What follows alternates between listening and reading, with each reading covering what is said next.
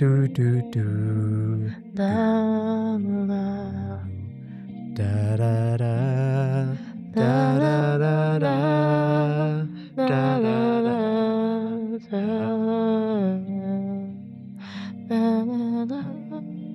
Not us vibing to the theme tune. So hopefully everyone should be able to hear the intro. Yeah, hopefully. Otherwise, soundtrack. that would have sounded awful without. No, I'm kidding. Just in case anyone wants to know, that is the official Two Fortunes and a Cookie Theme tune. theme tune, written and made by Your girl this melody. here. That's me using my. Hey Queen. Thanks. Hey, this is my loop pedal live version of Stargazer, which is a song I wrote and released under the name Rosaic. So it's nice to hear that back again. Very nostalgic. R.I.P. Rosaic. R.I.P. Okay. Anyway, hello, folks. Hi. What do you mean just hi? Come on, let's give them oomph. We've made a return, a rebrand. We're older What have now. we rebranded? We did one episode and dipped What out. have we rebranded? This one moved to Scotland and I might be sailing away. Are you going to Canada by boat? Stop! Not Oh my god, boat. more Asians coming to new countries on boat. Stop! We love you, Asians. I don't know why I'm saying that. Okay, so hey Ooh. guys, we missed you. You know, I have missed this. Yeah, this is really nice for our friendship as well. Like, it's nice to like meet up with a purpose. I mean, no, we always meet up with a purpose, but you know what I mean. To anybody watching, listening, who knows, hello. This will be our first episode. This is episode 1. It's just the first episode. This will be the first episode. Okay, I'm down with that. There will be there's a trailer. I don't know if we're going to do an introduction episode. Because we kind of had one already, in it. I think, will we do an introduction or do we just get straight into it? Who knows? I think every year we should revisit the what does friendship mean to us thing. I would say we can definitely do that as well. If I post that before this episode, I'm not too sure yet. We'll see. I definitely agree. Episode that we revisit on an annual basis. I think that's a good idea. That idea was actually suggested by Georgia. Hey so- Queen, hey Georgia. Hey. But yeah, that's exciting. So I'm excited to get into this episode. But long story short, we first tried to film and make this podcast 2 years ago. It's been 2 years. 2 summers ago, eh? 2 summers ago. So we didn't make any progress last year. Well, we tried. Well, we did we nothing last year. tried. Yes, we did. You took me to a crack house by accident. No. Sorry. Yes, no, I you did. I did. You were like, Cathy, we're not recording. And I was like, why? I booked an Airbnb that ended up being... It was an active crack It house. was an active crack house. I'm dying. But it turns out, for all intents and purposes, the landlord wasn't aware that's what was going on in the property. Well, yeah, I think he just walked in and... Do you want to tell your side of the story? Well, I was waiting outside, like, hey, what's the hold up? I'm here. Let's record inside in this cozy Airbnb that was very cheap or whatever. And then... Oh, yeah, I should discuss the price. I'm pretty sure they were charging me... This is central London, mind We you. don't want to expose the people. Or do we? I don't know. Well, no, I spoke to the property owner on the phone, and they seemed very confused and very concerned. I think what happened was one of the guests just overstayed because we were meant to have a room and none of the rooms were free because there were active crackers. So you were just saying that, so when you were waiting for me. Yeah, I was just downstairs, like outside this block of flats or whatever, and I was just like waiting because we just had this one night where we were both free and you came down to London and we were like, okay, because right now we're in the studio, but I think at the time it was a bit hard to get a place to record. So we thought, let's just book an Airbnb, record all night or whatever. That was the plan, but then this place was a bit... So Oof. when we first tried to record, say 2 years ago, we had a fully equipped studio. Yeah, it was really nice, honestly. We had it good. We had it good. We need to time travel back to 2 years ago and be like, come on, kids, get your head into it. Because I feel like we had the equipment, the space, but we didn't make the most of it, did we? No, we took it for granted. We took it for granted. I feel really bad. We about had a that. producer. Anyway, so long story short, we tried to record last summer, but Active Crack House didn't work. Then we went to an independent inn, and that independent inn was lovely. it was lovely, but it's the first time I discovered that there was a massive difference. It sounds crazy for me to say this because I still can't articulate what the difference is. yeah, But there are differences between an inn and a hotel. yeah. I've since then predominantly only stayed in inns. I only know about inns from Mary and Joseph. Mary and Joseph. You know, when they travelled to give birth to Jesus. Are you talking about Jesus? Yeah. Jesus Christ. Was that not an inn? They were in a stable. Oh. They were with the animals. Well, yeah, inns back then had animals. No, the whole story is they tried to find an inn, sorry. but they were all taken. Oh. I thought that was an inn. No, that's a stable. It was the stable I'm dead. Oh. next to an inn. Oh, I really thought inns back then just had donkeys and stuff. Okay. Makes sense. I mean, it is Oh, that's why biblical there was no times. bedroom there. They had hay. Well, we stayed in an inn. Did you not a like it? stable. It was tolerable. No, it was fine. I'm better than the crackhead. Crack place. Do I talk about the crack den or I'll save that for another time? Save it for another time. Alright. I think it's all good. Anyway, Hey guys, I'll tell you about the crack den another day. but we are here now, and let's make the most out of it because time is limited, and as we get older, And let me tell you this, the thing about the crack den. oh my gosh, yes. Do you know what the first red flag was? What? When I tried to get the keys from the lockbox and there were no keys in there Yeah. and I still proceeded You proceeded to just go with it. And guys, let that be a lesson. When you see a red flag, run. red flags.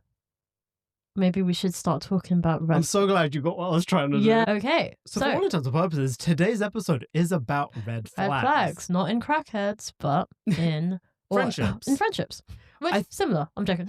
I feel like there's a lot to talk about with red flags when it comes to romantic relationships, but sometimes the exact same red flags or even the concept of red flags do apply to friendships, Yeah. whether this be when you're first making friends with someone, when you're first getting to know someone and becoming friends, or even pre-existing friends.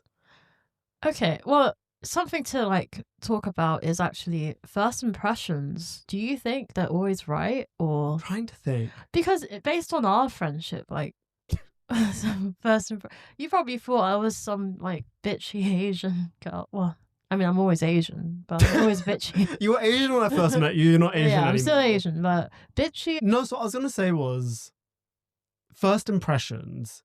The first thing that comes to my mind for myself is as I've gotten older, I can acknowledge I'm not a good judge of character. Interesting, yeah. As you have learned from some very famous friendships that when I say famous friendships, I mean friendships I've had with other people that my wider group of friends felt otherwise about. Oh, I got you. When you have a friend or two that your long-term friends or your close friends may not like as much or disapprove of. Now, that might sound funny, but as time and time again has shown, Exactly. I have not been a great judge of character. I don't think that's your fault. I think it's when you have you're the type of person where you like to see the best in people. I'm older now, so I see the worst in people. I think Blair Waldorf said that in Gossip Girl as well. She sees the best in people. I see the truth in people. Ooh. But I see the worst in people now because I just work in customer service for a long time. And I've been through enough friendship breakups and stuff and just general disheartening moments to realize that I think it's easy in first impressions for people to show you their best side. But over time, when that stuff fades away, you don't see, or you ignored the red flags, let's say, and then you feel like you've been blindsided, but maybe you just ignored it from the start. I'm going to have to agree with that in my scenario. Oh, your scenario, yeah. So, I think it's a fun time to bring up this person. I believe I call them salt cracker. In the cookie code, yeah. So we have a thing called the cookie code. Yeah. If it hasn't been brought up before, I'll just mention it now. Just for the privacy of like, not naming anyone in our real lives. Plus, it's fun. It's fun as well. And I don't want anyone to like try and crack the cookie code. Like, if you ask us who this is, we're not going to tell you who it is. But like, some of it is really on the nose. I'm just going to quickly go through the origin of this. Yeah. Way before we even had the idea, the conception of this podcast was brought up. We have a very, more so for you, I will admit, a traumatic joint friendship that we had to end. And there was a solid 1.5 year period. We just couldn't bring ourselves to say his name. And so we would refer to this person as sugar-free cookie. That itself has an even deeper meaning. That's related to Demi Lovato. Yeah, because it was around that same time when Demi Lovato was getting triggered by sugar-free cookies. And I was like, oh, well, I'm getting triggered by, this is my version of that. Yeah. So that's how it came from. Really. I don't even remember what year this was, but Demi Lovato had this moment online where they were talking about being triggered by sugar-free cookies. Around that same time, you said this person's name and existence triggers like a traumatic response in you. So we did not use their name. We would just say sugar-free cookie. That was like their then code inspired future names that we'll cookie use. Code. I like there's a couple of people in my life that I don't want to say their name anymore. So this is one of those things that is hindsight is 2020. When I first met this person, I suspected nothing. Since that friendship dissolved entirely, I have come to truly see them for what they are, and I notice the red flags in retrospect. Yes. Yeah, okay. And so in the beginning, this individual stuck around me a lot, just talking to me about labels and... Ooh, they thought you were a bougie but this is the thing. This was years ago, and I think you bring this up a lot as well. There was a time in my life where I guess I just paid a lot for people. Yeah, even for me, you were really there for me financially. Because I could see that some people were struggling, and I would help people out. And I kind of put salt cracker in the same category of they were going hungry a lot. Where are they? This is what they told me. Oh. So I paid a lot for their meals and everything like that. Okay. And this was years ago. Like, this is our friendship spanned across several years. Was this in uni? Yeah. Okay. So I met them when I first started uni. We were friends. We did uni together. We graduated at the same time. We were friends for a long time up until recently. And a funny thing is, what I was saying before about wider friendship groups. Cathy and 3 other friends who all met this person or spoke to this person after I stopped being friends with them came out to me and said, we never liked that person. It was just a vibe, and it was just, I don't know, it was like a mean vibe that I just, you know what I mean? I know what you mean now. Yeah. Because like the one thing they said about me as well, like randomly just brought up my appearance. Do you remember that? So this friend, like, again... That's so rude. I'm just having a flashback. Like we said in the beginning of this podcast, we make a lot of references to relationships, but I think similar concepts can also be applied to friendship. That being said, I'm going to talk about rose-tinted glasses. I sort of had that in this friendship. I wasn't in love with this person. What I'm trying to say is... You saw them in a high regard, right? Everything they said or did, I had a softened view of. That's for sure. Sorry. If I catch this saltine crack on the street, I'm throwing hands. I'm just saying. Well, here's the thing. I don't know if we'd recognize them on the street anymore. Why not? Did we not discuss this? They had a botched plastic surgery. They had a botched procedure. Okay, well then, I'll just go past them. Yeah. But anyway, so for more context, this is Darin's first friendship breakup. Yes. Right? So yeah. Sugar-free cookie, I'm not going to count. And if we ever go into depth about that story, That's a whole separate truth episode. be told, and apologies if anything I say is incorrect or inaccurate, No. they weren't, I knew them before you knew them, but they were not my friend. It was one of those things where I was introduced to them through Darin, but then me and Sugar-Free Cookie developed our own kind of friendship that was kind of more musical based. So we had more in common. So we did more projects together. We spent more time without Darin, but he was fine with it. It wasn't like a leaving you out sort of thing. No, not at all. No, not at all. Like we through Sugar-Free Cookie though, I did meet other people as well. So it's just a weird kind of like domino effect, isn't it? But yeah, sorry. Well, I think that's an interesting thing as well. Again, I'll go back to Saltine Cracker and the idea of red flags. Please put her on the side, yeah. But friendship breakups with red flags, the idea of a friendship breakup, it's a plausible outcome. Once you acknowledge the red flags, what do you do? What do you do about it though? Like when you have a relationship breakup, say you became friends with your ex-partner's friends, from what I've heard from a lot of people, when that relationship ends, your effectively your friendship with their friends ends. However, in this scenario where you became friends with another person's friends, when that friendship ended, you proceeded to stay friends with their extended friend group. Yeah, it is a weird one when you say it like that, but it depends on the intimacy of your friendships because... But we need to acknowledge, and this is saying a lot, that extended friend group also ended their friendship with that person. I think it's just me and white chocolate macadamia nut cookie. We are the only ones that have remained. Before we get into like red flags, first impressions, you and white chocolate macadamia chip cookie didn't like each other when you first met. No, do you know what it was? Me and white macadamia chip cookie, like we met in a Starbucks. Like we were also like 19 or something, so we just were like moody teenagers. But yeah, we kind of met. We sat across each other in the Starbucks.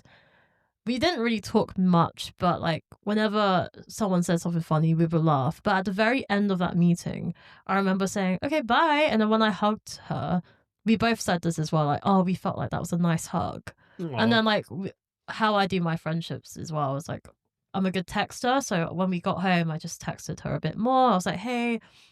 This is around my first brand as an artist, so I was planning a photo shoot with her as the photographer, and then I was just saying, "Hey, like, do you have like spare clothes or like that I could wear and change into?" I'm just thinking like styling wise. So we spoke a lot about that.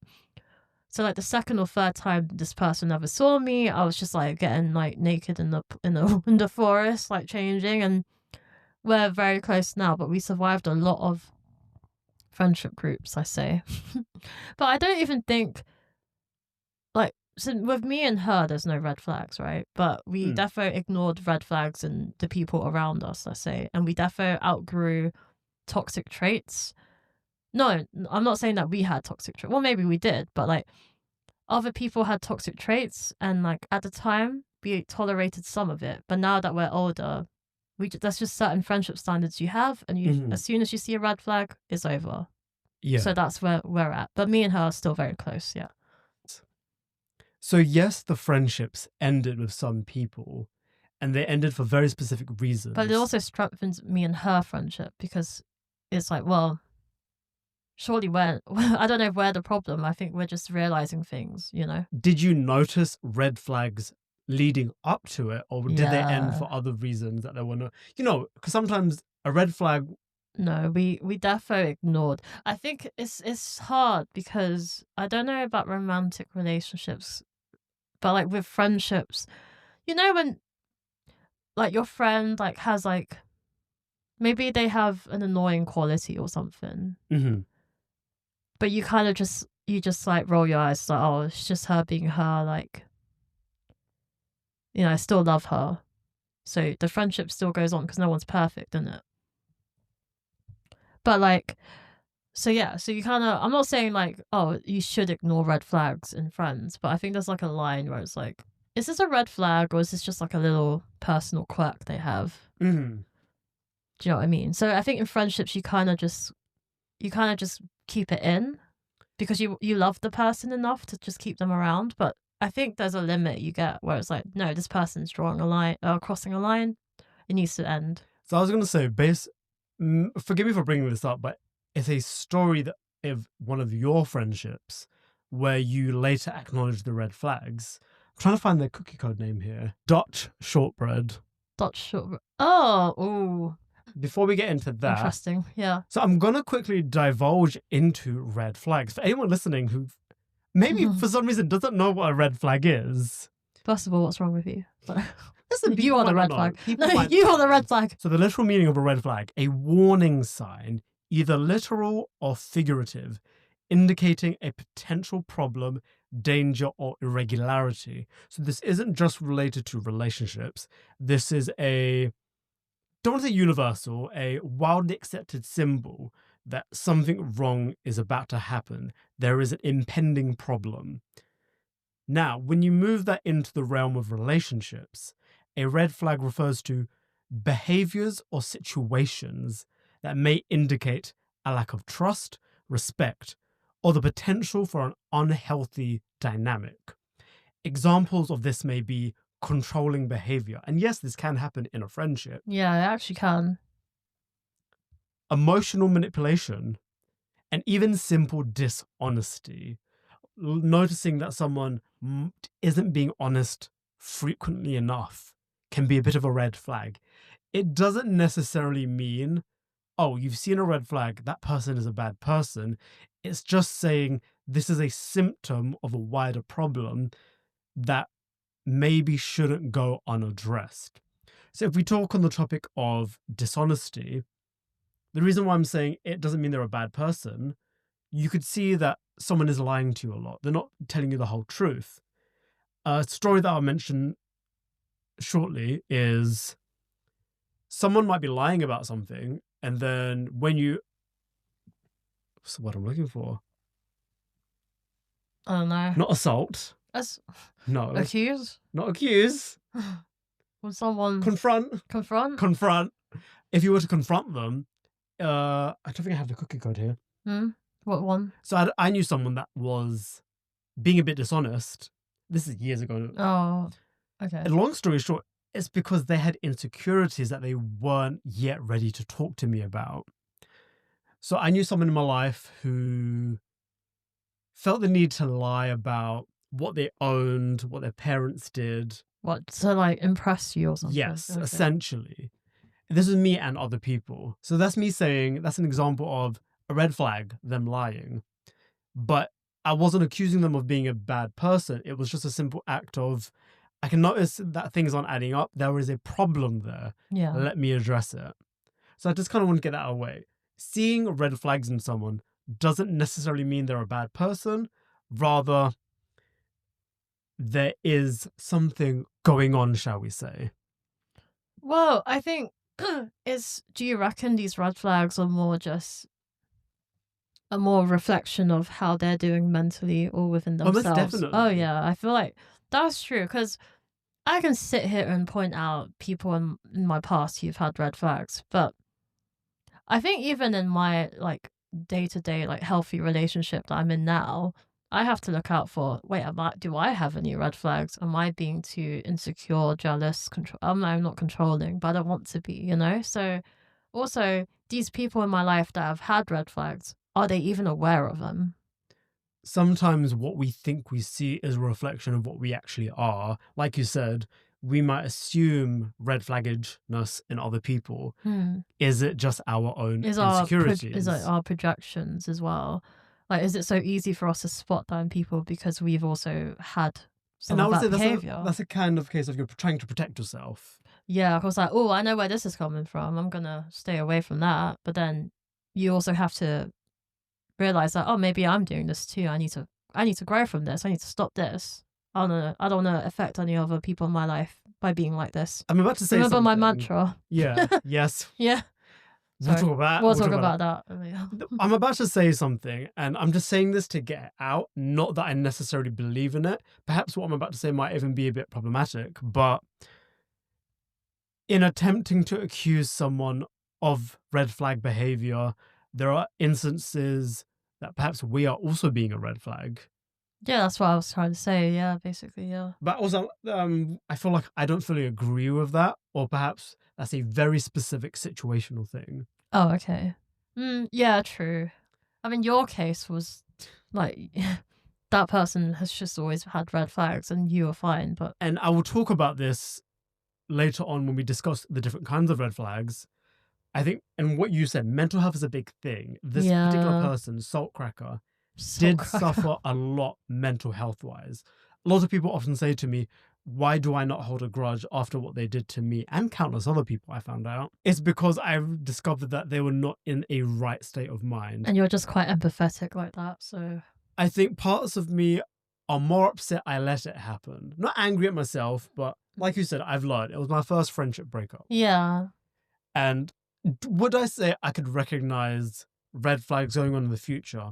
Well, let me talk about it. So, when you think about red flags, these were my initial thoughts before I read anything. I think of a red flag, it's a warning sign, pattern behavior. But one thing that I feel like we should acknowledge with red flags, like you were saying, you think you've seen it once, are you seeing it again? I believe not everyone is the same. Two people can act or behave in a certain way, but between each people, their intentions and motivations are different. You can label an action as a red flag, but it might be a red flag in one person, just regular behavior in another person. So I feel like I shouldn't get too obsessed with that act. So if I use the example of lying again, I feel like, again, emphasis on the feel, because I can't say for a fact I know someone is lying. I feel like someone is lying in one person. That is a red flag to suggest this is not a good friendship. In another person, it could be, say, as I mentioned before, an insecurity. The lying is related to an insecurity of theirs. This could be a bridge for me helping them heal and maybe even becoming better friends with them. Does that make sense? Yeah. But you know what? I was just thinking whilst you were talking, I do think so mental health we established is a big kind of thing in regards to red flags. But do you think people can just be mean, you know? Like is it always stemming from insecurity or are people just mean? I don't know. Well, you know what they say. No one is born a villain. They become a villain. Okay, I see that. I see that. I feel like truly and honestly, no one is born mean. Well, but they're choosing to be mean. So that's bad. Again, maybe this is me giving people. You're too empathetic. too Come on, much be of the mean. benefit of Hate the doubt. people. Come on. I don't feel like they're not necessarily. Yes, their actions are their choices, but sometimes all that a person does is all they know how to do. Yeah, okay, I'm with you on that. Yeah, it's true. I'm not saying that excuses them. It's just an explanation. Yeah. Okay. Well, this is the thing with these people. They need to realize in themselves, like, if their friendships keep ending so quickly, there must be a reason for it, you know? Well, it's one of those cases of change. Mm. And kind of what you were saying. Mm. If a certain person is constantly making and breaking so many friendships, Yeah. there are two possible outcomes. There might be a third, who knows, Mm. of change. Either change your behavior, or they're just going to keep changing friends. Yeah, and then this is what because I was thinking, can you bring up the cookie code again? Yeah, Because there's sure. a specific person that I'm thinking about now. Also, I'm saying this about Take a friendship breakups. Okay, thank you. Like, so for me, like, I've befriended people as well who haven't had a lot of other best friends. So when I became really close to them, I think they kind of relied on me heavily to be their, like, everything. Mm-hmm. Whereas with me, I'm lucky, like, Darin is my best friend, but he knows I have, like, the girls. Like, I have a lot of other best friends that I can talk to on the same level of, like, emotional depth. So even though I've met other people that, okay, it didn't work out, I still have my core friendships all the time.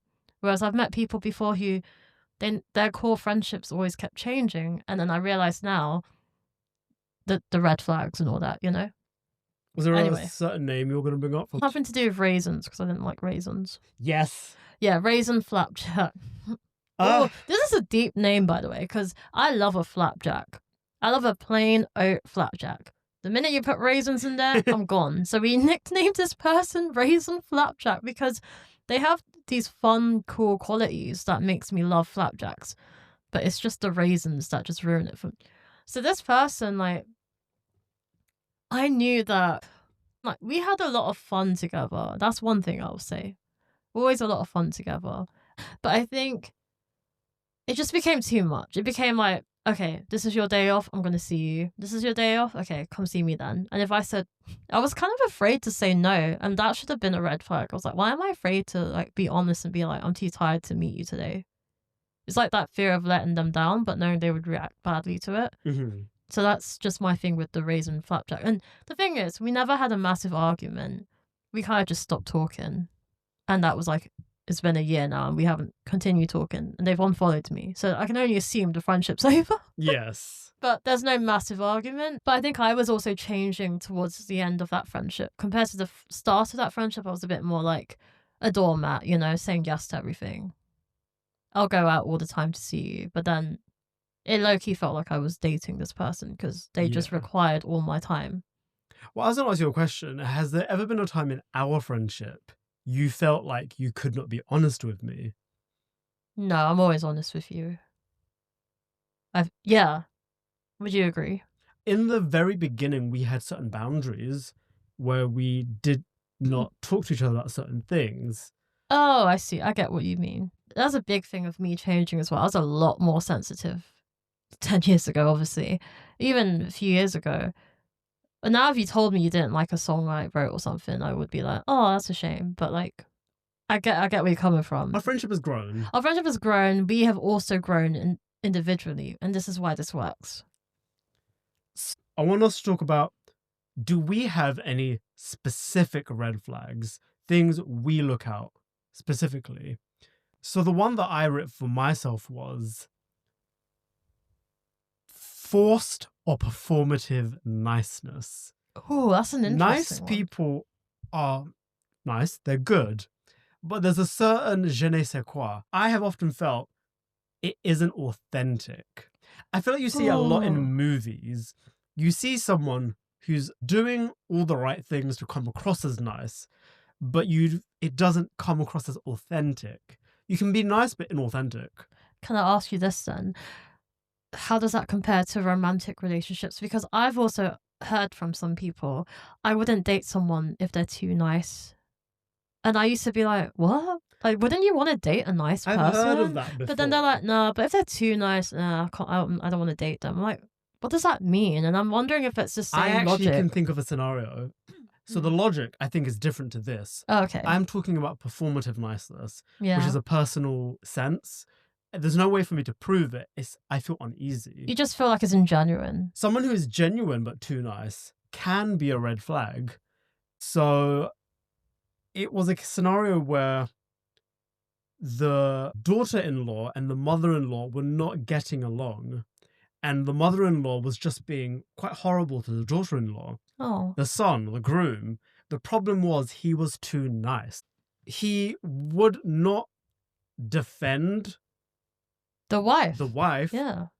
But he also wouldn't stop his mother. But but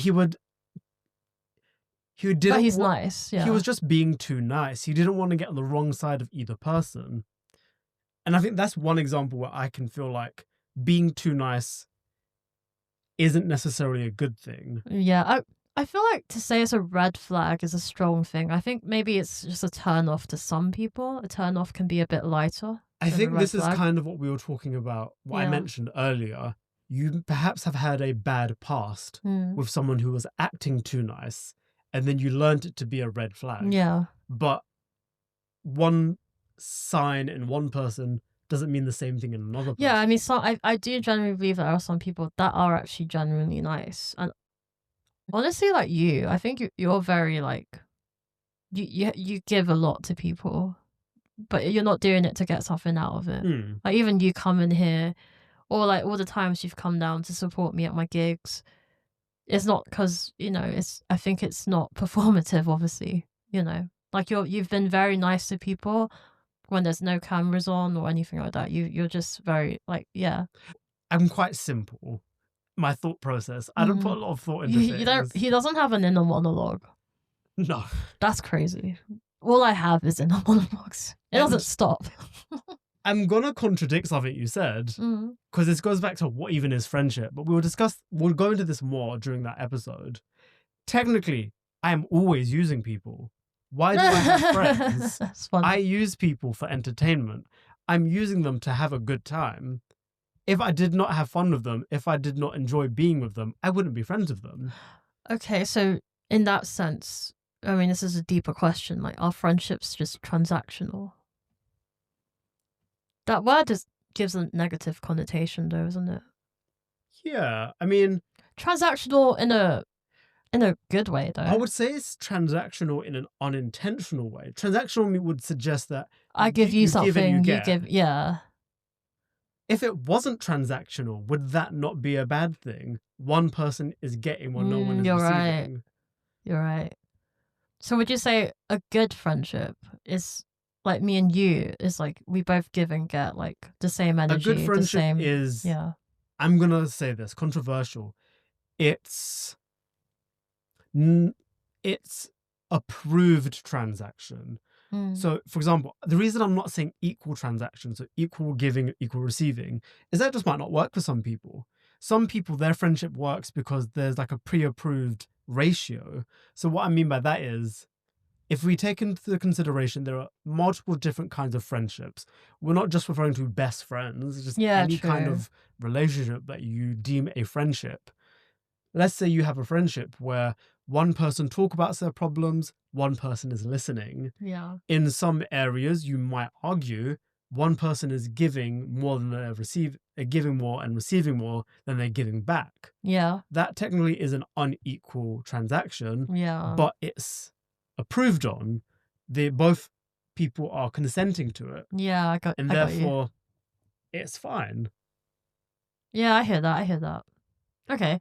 What other red flags did you write down? What you were saying before about being too nice, it's a means to an end. The way I feel like I gather this is I look out for certain body languages, their voice. A conversation is a big thing. It's the flow in a conversation. Is the conversation flowing naturally? Or are they trying to force it in a certain direction? Is it something they rarely want to talk about? Okay, interesting. I've had that too, where I'm talking to someone and I'm asking them questions. You know me, like I like to ask people questions like, oh, what's the song you're really into at the moment? What's the thing you're really passionate about? I like to talk about these. I don't like small talk with people. If you're on a friend with me, I like to get straight to it sometimes. Sometimes I talk to someone, I'm asking them questions and they're giving me good answers, but then they don't ever ask me anything back. Not even like, if I ask you, hey, how are you? They're like, yeah, cool. And then they start talking about themselves and stuff like that. And I think maybe some people just like to talk about themselves. Don't get me wrong, I like to talk about myself because I always have something going on in my life, but I try to at least balance it. Do you know what I mean? I hope I do, but yeah. Whenever me and you talk on the phone, I'm very big on energy and just a vibe, right? And it can be gut instinct as well. Some people do feel gut instinct around people. If you're around someone and you go home after hanging out with them all day and you don't feel good or you feel like you didn't have a good time with them, I think you should listen to that. I don't feel safe. I don't feel good. I don't feel comfortable. I can't be my authentic self around you. Any friend that makes you feel like that is not a close friend. Maybe an acquaintance, maybe just someone you go out with, but I'd say that's not a good friend that you want to keep around if you don't feel good about yourself. If they drain you as well, I suppose. If they just kind of bring out a side of you that you don't really like, but is very regular, you tell them good news, they're not happy for you. Do you know what I mean? Things like that. So red flags in a friends, you can easily pick up on them because it's based off a vibe. You just feel it. Yeah. There's a lot to talk about with red flags. So you said how they see you and how they value you influences how they treat you. Yes, if they see you as less than them, you're easier to like emotionally manipulate. And then I think it's the second you kind of snap out of, like, you grow up a bit, you realize like, oh, I don't want to be treated like this anymore. They start getting mad that you're defending yourself. So this is a red flag. It's like, what do you mean? Like, don't you want me to be happy? Like, but again, like all of this, what I'm saying can be applied to romantic relationships as well. So you got to be careful with how you're acting, really. Mm-hmm. So I'm going to quickly talk about the importance of this topic. So Yeah. we talk about red flags and we've experienced it. We've experienced sometimes in our ignoring. lives. We've experienced ignoring. So maybe we're not the best at giving advice for this. But if I get a bit breaking the fourth wall right now, so obviously to anyone who's listening, we hope you learn from some of our experiences. Yeah, and there's still a lot to talk about. Like red flags is a big topic. There's like, feel free to let us know what your friendship red flags are, because we want to make sure we're not missing anything here. We What can you try really and learn say, about friendships, yeah. but I wish I knew a bit more about this. And I feel like red flags is a good topic to talk about. Yeah, again, it's not obvious when you love being around this person. Like when you have fun with a friend, you're gonna try and ignore the red flags. You know what I mean? I hope our experiences can be a lesson for other people. Because as much as I want to think the best of everyone, like you said, you think I see the best in everyone. You do. Even I'm aware that some things are now. Yeah, I can see now. You kind of recognize. I'm aware that things are unavoidable. Yeah. So yeah, it's just a learning experience, and like no one's perfect. And like I said, it's quite deep to say it, but some red flags are just projections that maybe we see in other people. It all stems from mental health or like insecurities. But at the end of the day, like you do have to protect yourself, and if you're around people that don't make you feel good, it's not a good sign, you know? Like what me and Cathy have both expressed, we have witnessed and seen red flags in people that we've called friends before. And I think you said this to me, we end up making excuses for them. Yeah. We would excuse their red flag behaviours as quirks or even their sense of humour. Yeah. At one point you realise that's not quirky funny. And that's not funny. You're like cussing me out here. Like that's not funny. Well, and what we sometimes have to learn the hard way is, you said this, people's behaviours are ultimately a choice. Yeah. Like we said, we can't make too many excuses, and we should acknowledge the fact that some people are not passive actors. They're very much active. They know what they're doing. Sadly, in some people, their intentions are calculated. They think about their actions and words before they do it. Because like we said, the performative niceness, even the friendship, quotation marks, what we are calling friendship, they might be seeing as a means to an end. So I feel like it's good for people to know what a red flag is early on. It saves you wasting time. Yeah, and as you get older, man, you don't have a lot of time. I guess it's a growth pain. It's a growth pain. Someone can listen to this, they can ignore us, they can go through it. No, but I guess it. Like when I was 21 or like, yeah, in my early 20s, like the people around me, I thought I loved these people so, and I did in the moment, of course I did. But, you know, those kind of people, there were some things that happened or some traits that I just wouldn't really be around with who I am today. And I don't think I'm the kind of person they'd want to be friends with now either. Because the truth is you change. Like the most important thing is that you change, you grow. And unfortunately, that means you outgrow certain people and their behaviours as well. But if they don't change and grow up either, then, you know, you're going to notice it. And you won't tolerate it anymore. You won't be able to make excuses. But hey, have fun. But in the meanwhile, just have fun, I guess. I don't know. I guess it's kind of like what you say with kids. Sometimes you need to burn yourself to learn never to touch the hot stove again. Yeah, it's true. Like, that was your first friendship breakup. I went through a friendship breakup, and this is for another episode, but I did reconnect with this person, and now the friendship is better. The Halloween cookie. But I don't have anything bad to say about that particular person or anything. I think we just had a misunderstanding, and then that also does happen.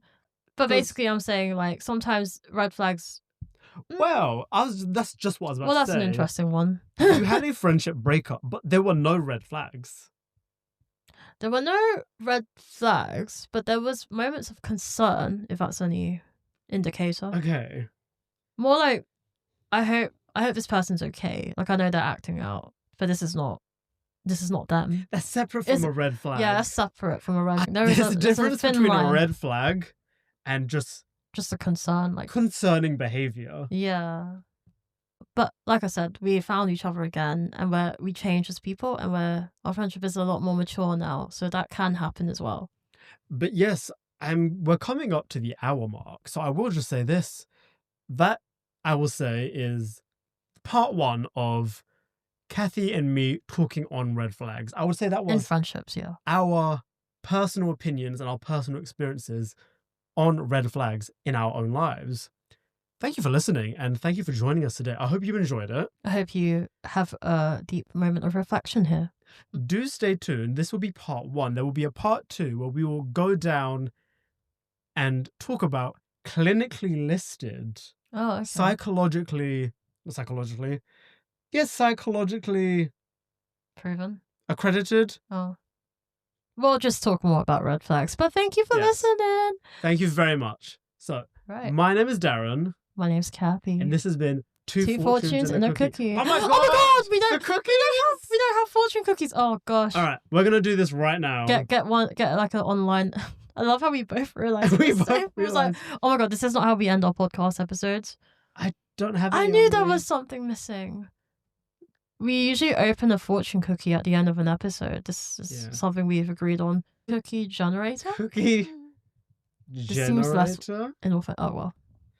Ooh. Right, Cathy, I'll let you go first. Okay. Cathy, what is your fortune today? Your potential knows no bounds. That's nice. Yours? Cookies go stale. Fortunes are forever. Wow. That's a nice one. That's our friendship, eh? All right. Well, no, we're not stale cookies, I mean. But we're like forever. See, how I interpret that is, if the cookie is the outside, the fortune is the inside. So the cookie going stale, we're getting old. Oh. But our friendship will last forever. Oh, that's really beautiful. You should be a professor. Okay. Good night. Thank you very much. Good morning. Yeah, wherever you are. Good night. Good morning. Catch you soon, alrighty? All right, everyone. Take care. And see you soon, okay? See you in the next episode. Bye. La, la. Everybody, put a light on your phone.